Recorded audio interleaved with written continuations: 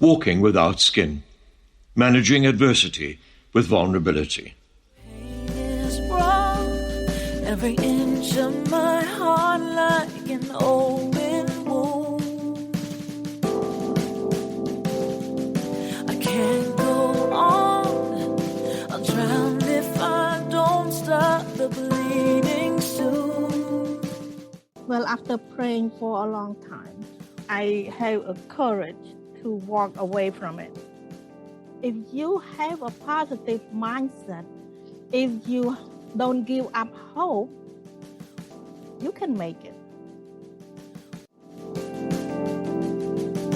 Where can I find some protection to prevent this ongoing infection?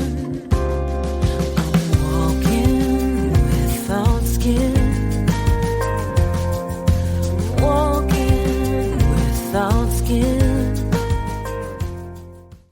You are listening to Walking Without Skin, the show where we encourage our guests to be vulnerable, to share their voices with authenticity, to tell their stories from the heart. We will talk about hope and recovery, about overcoming loss, changes, challenges, and adversities. We will walk without skin. How will I know when it's safer? When every step feels like sandpaper, I'm walking without skin. I'm walking without skin. And here is your host, Lois Wagner. Hi, I am Lois, your friend for forgiveness and the creator of Walking Without Skin. I have a book with the same title, Walking Without Skin. Today, I have a remarkable woman with us, and we'll be chatting to Sara Im, who is currently based in Florida. Sara Im is a survivor of a mass genocide in Cambodia. She's an inspirational speaker and an author of an award-winning book called How I Survived the Killing Fields. Sara operates a wellness business called Smart Healthy Living. Hi, Sara. Hi. Thank you so much for joining us today. Thank you for having me, Lois. Thank you.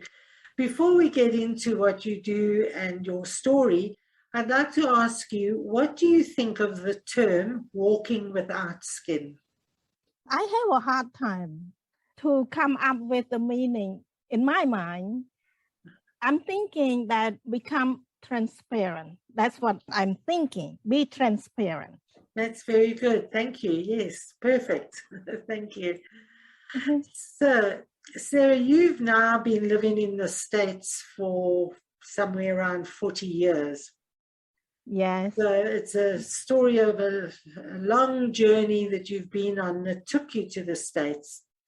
So would you like to share some of the experiences you had that led you to leave Cambodia? Sure, I am happy to, but I will share a short version of my experience in Cambodia because it's a sad situation. So I'm just make it brief. Basically, I grew up in the countryside. I'm a farmer's kid. My parents are operating and running, are farmers basically, and they love me very much and they love education. They inspired me to get higher education. So when I got a chance, as soon as I graduated from high school, I went to college. The college is far away from home. So when I left my home, when I went to college, and shortly after that, my country turned upside down. When the Communist Khmer Rouge took over our country, they came in with a vengeance. They came in and basically destroyed our life, destroyed our country. So I was end up in the camp, the work camp that they pushed us to work so hard, and they gave us very little food to eat, and we got very little time to sleep. So we become exhausted and eventually become very sick.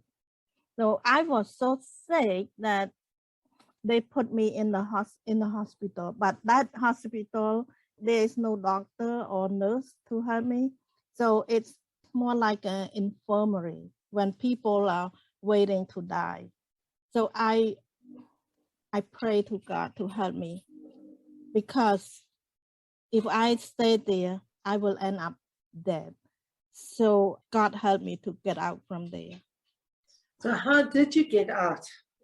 Well, after praying for a long time, I have a courage to walk away from it. I don't know what I'm going to do because I cannot work. I was so sick. So when I walked out, one team leader at the work camp saw me and she took me in and she said, you stay in my group and I'll try to find you something to do. But shortly after she saw me, she realized I'm too sick to do anything.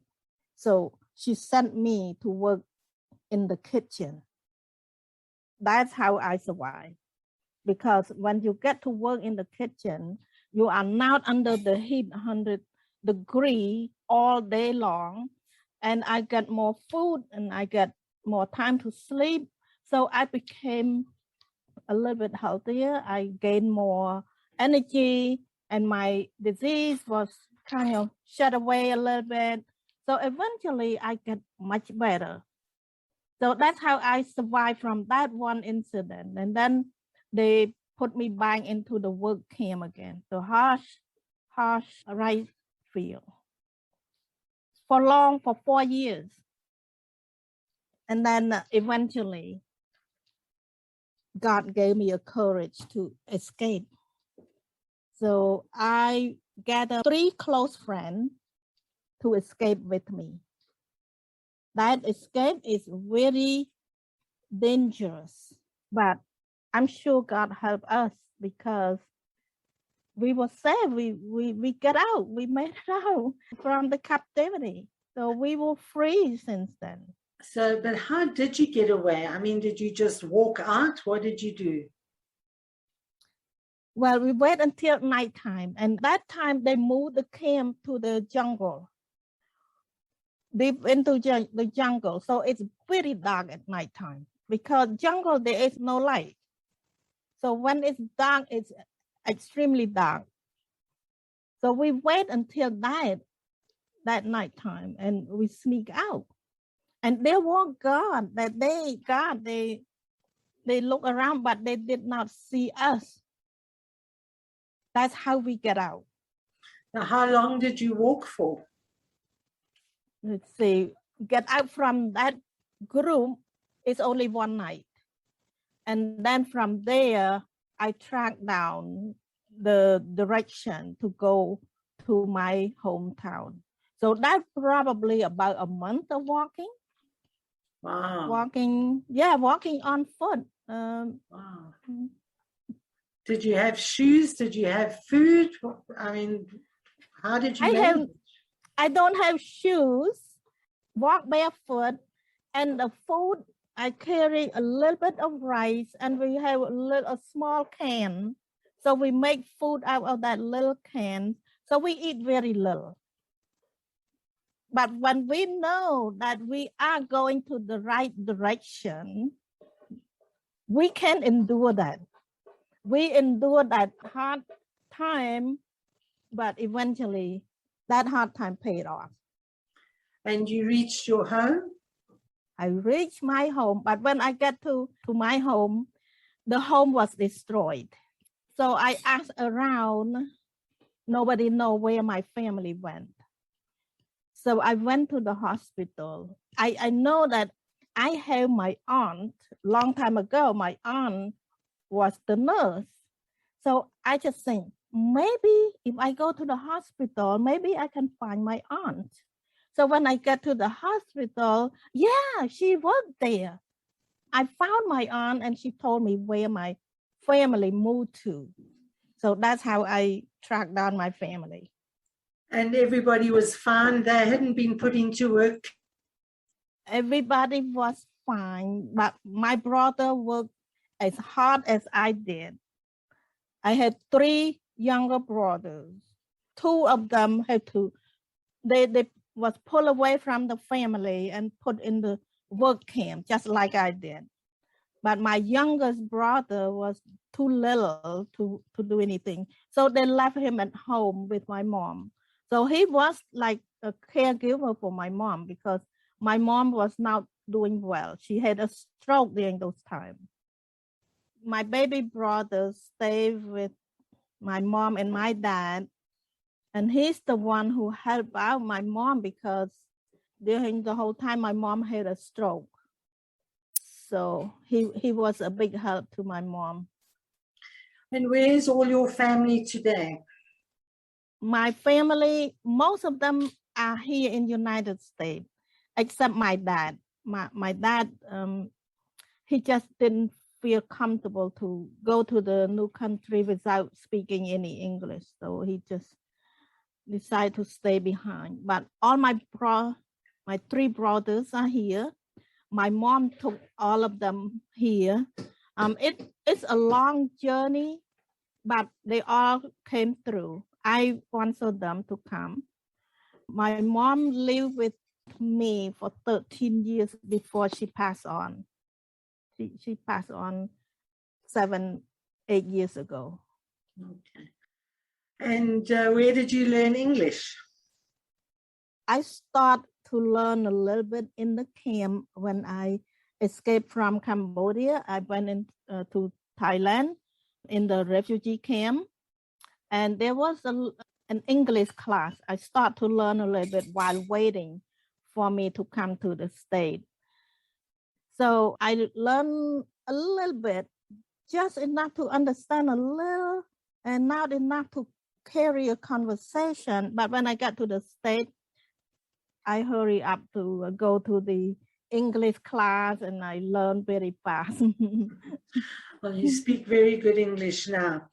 So just going back, if you could say what was the worst experience you had during those terrible years? What was the worst experience? Being separated from my loving family and got to put to work too hard. And how did you manage emotionally to handle that situation, being so far away from your family? I hold on my love for my family. I have it in my heart. And that separation from my family is also served as a blessing as well, because that is my motivation. It helped me to endure. No matter how bad the struggle was, I endured and I want to be with my family. So I have a clear goal. My goal was to go back home to reunited with them. That's fantastic to be able to hold on to those kind of emotions, hold on to your family and the connection that you have with your family.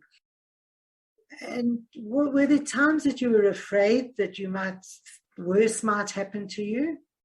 I was afraid at the beginning, and then I just feel I have faith. For some reason, I believe that something better is going to happen. I did not give up hope. I did not feel that I'm going to die. I didn't feel that way. I'm going to live. I'm going to survive. So that's my mindset. I'm going to survive. I'm not thinking about dying. At one point, I was so sick that people warn me not to take a nap, no matter how tired I am, because many people, when they took a nap during the day, they were too exhausted to wake up. So they die during that nap. So my friend loved me enough to tell me, whatever you do, don't take a nap. Don't fall asleep. So you must have been exhausted. It's extremely exhausted. The sickness, I had multiple sickness in one time.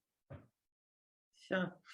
So what encouraged you to share your story? What encouraged me to share my story is the number one is to help people to never give up hope. Because I'm sharing my story because it's almost unbelievable that people can survive in this situation. Enduring that hardship for 4 years, it's unbelievable, but I proved it. If you have a positive mindset, if you don't give up hope, you can make it. You can make it. No matter what situation, never give up hope. So that's my number one. Number two is that we have to have a purpose and also love and purpose. It's all together, because when you have love in your heart, it's not, you are not going to be too negative, because people that have love, they enjoy it. They expect something better. They are more positive. So I feel like because of my positive attitude, I'm not giving in. I'm not a victim. I will win. I will survive. Well, you certainly did survive, and you've more than survived, you've thrived. Thank you. So what inspires you in life? What inspired me is to spread love to each other, to help each other, to inspire each other to be the best possible person they are. Because a lot of people, they don't become the best they can be. They are not resilient enough to get up and keep moving. So I want to inspire people to be resilient, to be ready, because we can always add more. We can always build up our resiliency. Resiliency, it's not like ATM. It's not like you wait until something happens, you build resilient. No, we have to build our own resiliency long before anything happens. Because if we have a strong resilience, you can bounce back. So how do you build your resilience? What gave you resilience? There's so many ways that we add on to our positive resiliency. But for me, it's my love for my family, positive mindset. You think positively, you have faith. When I have faith, that means I'm not hopeless. When I have faith, I have hope. So it's all together, hope, faith, and love. Those are the three very powerful forces that help us. Hope, faith, and love. Wonderful to have those. You also mentioned strength and confidence. Yes. Confident, well, all the core value that we have help us to build up our confidence. Love and hope and faith help us to build our self-confidence. And there are other kinds of confidence. When people have skill that they really enjoy, they are good at it, that they have confidence in that area. But to be confident in the whole, in your wholeness, spirit, mind, and body, that is something very important. We all need to strive to build our own self-confidence. That's fantastic to be able to have that self-confidence, but many people don't have that. So how can we help people develop their self-confidence? We can help them to first start with being positive. To be positive, you have to find something to be grateful for. When you are grateful, when you are thankful of what you have, you cannot be negative. You will be positive. So we can start with being a positive person, eliminate the negativity from our life. So that's the first step to build our confidence.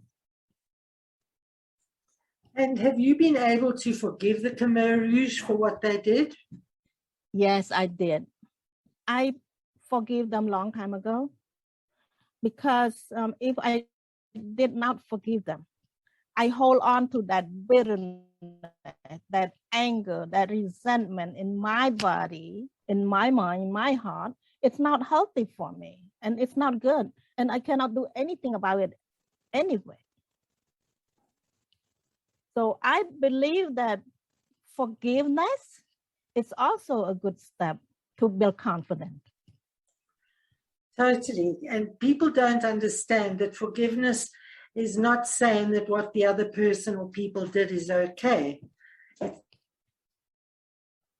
Right. It doesn't mean that the damage did not exist, that they did not do anything wrong. No, they did something wrong to us. But we forgive so that wrongdoing doesn't come back and haunt us all the time. It's separation between the wrongness and us. I like the way you express that. It's separating you from the incident or the people or the situation. So it sets you free, basically, from that situation. Yes, yes. Now, tell me, Sarah, do you have a community of Cambodians that you work with, or are you just with local Americans? Well, there are a lot of Cambodian people that live in my area, but a lot of people in my age, around my age, a few years younger, people that experience the hardship in the killing field, they don't want to be reminded of that story. Me too. At the beginning, I just don't want to tell anybody about that. I just want to hide it. It's already done. But I feel like if I hide it under the rug, it doesn't do any good. I want to use it, to learn, to use and to share the lesson that I learned from it to other people. So to answer your question, I have some connection with the Cambodian community, but more of my day-to-day, I have more connection with American people.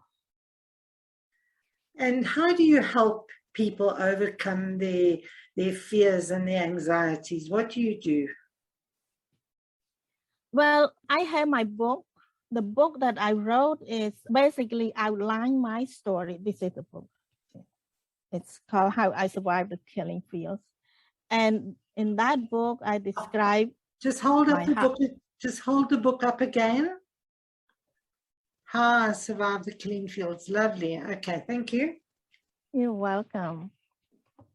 So in that book, I tell my story, and at the end, I tell the lesson that I learned from it. So I hope that it will help them, because my book, my story inspired them. And I have a lot of lessons that I share. And other way that I help people is by speaking. I share my story in a speaking way. So you say you've got a number of lessons. Can you share one of your lessons here? One of the big lessons that I like to share is this: take away the negativity from your thinking, from your thought. If you have one negative thought, it will keep creeping up. It will multiply. It will clog up your thinking. So there is no use to keep that negative thought in your mind. You have to clear that out. I explain in my book, say that our thought, our thinking is like a garden. There are so beautiful flowers and plant and vegetable in the garden, but there are weeds. There are some bad things that grow along with it. Those bad things are negative thoughts. So if you don't pull out the negative thought from your mind, your garden will be filled with all the bad stuff, and it will taking all the space from your plant, from your garden, from your herbs and vegetables. So that's why it's so important to watch out. Don't let that negativity sneak in and occupy your mind. It's easier said than done. Yes, I know. I'm exercising mental diet. It's just like a physical diet, but mental diet, it's very hard. It's not easy.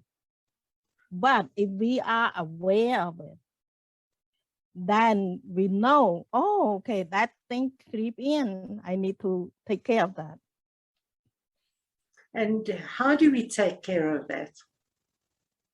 Sometimes some bad thing happen to us, and we keep thinking about that bad thing. But in any bad thing, you can always find something good in that situation.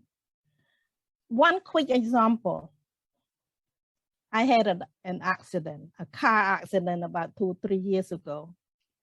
And I thought about that. I think I get so upset with myself because I did not hit my brake quick enough.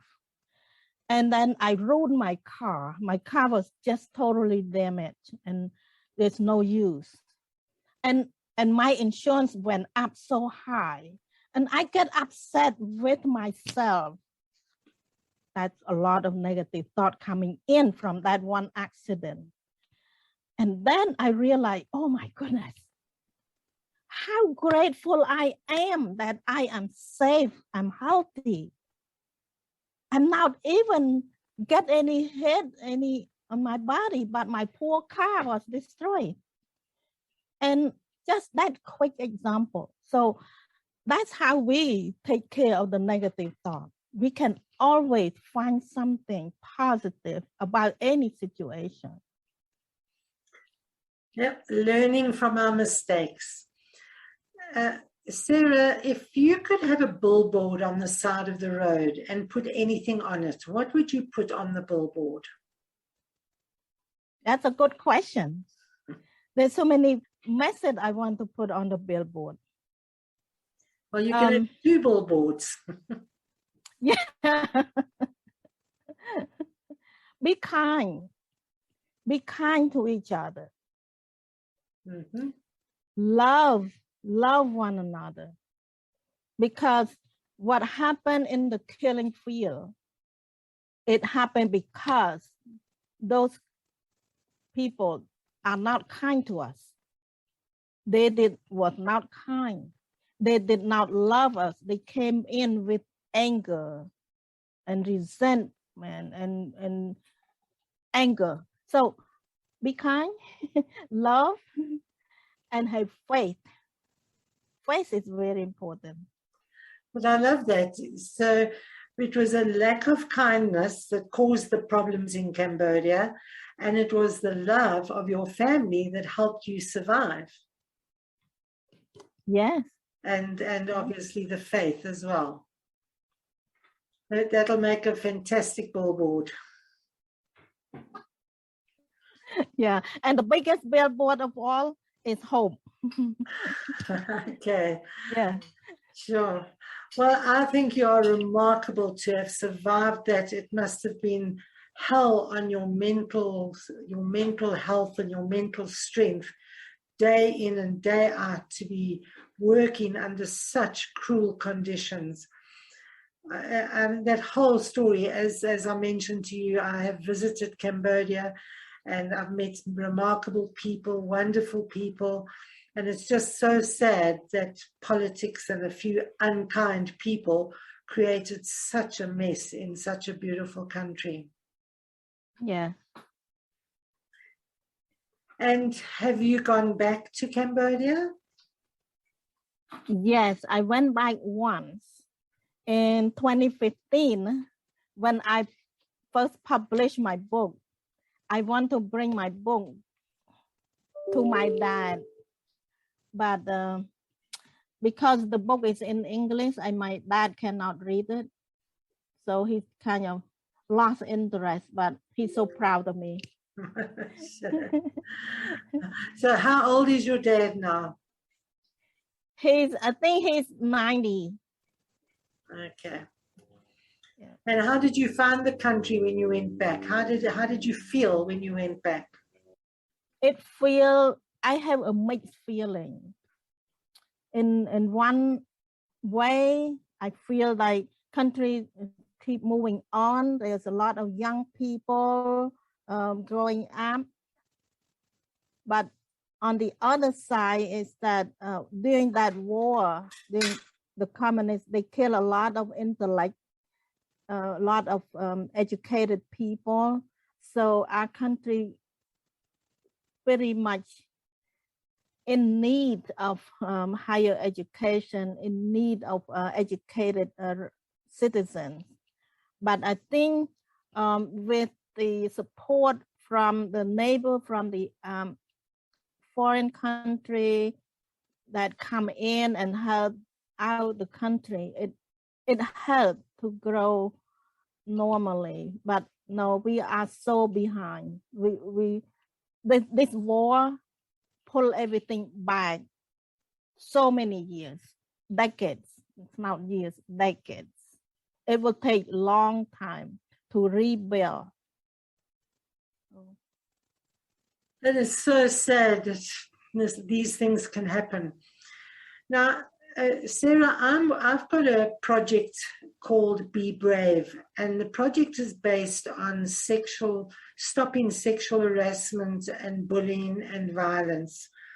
If I say to you, be brave in that context, what does brave mean to you? Brave to me mean don't be afraid, stand up for what is not right. If somebody bully you, you have to stand up. Don't let them continue bullying you. And get help. So support each other. If you know somebody that is being bullied or being assaulted, being abused, we have to help out. Especially as the community, we need to have the support group to help to eliminate that kind of activities.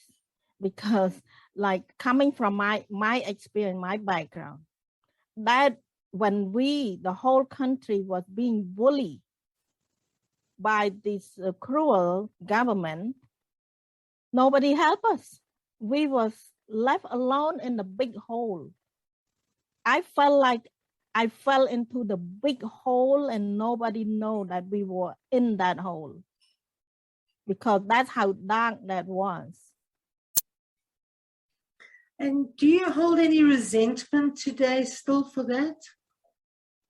No, I'm now resentful, but I remember at one time, long time ago, that's how I felt during that time.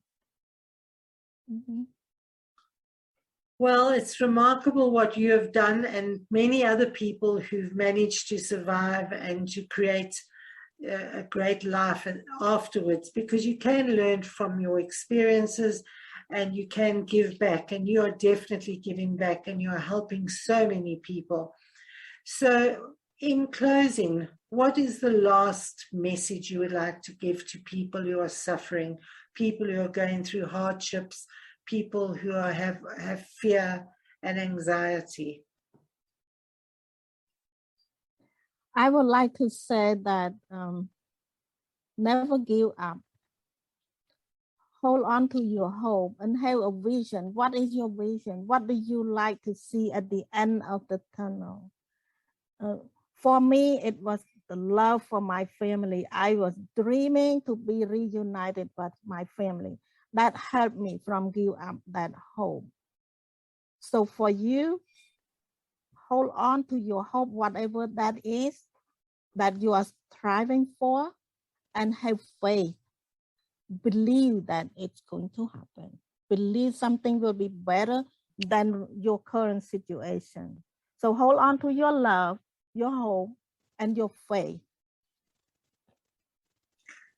Believe in a better future.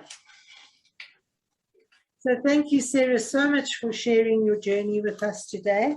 And I would like to invite all of our listeners to fly free. Thank you for listening to Walking Without Skin. We would love your feedback, opinions, suggestions, and ratings.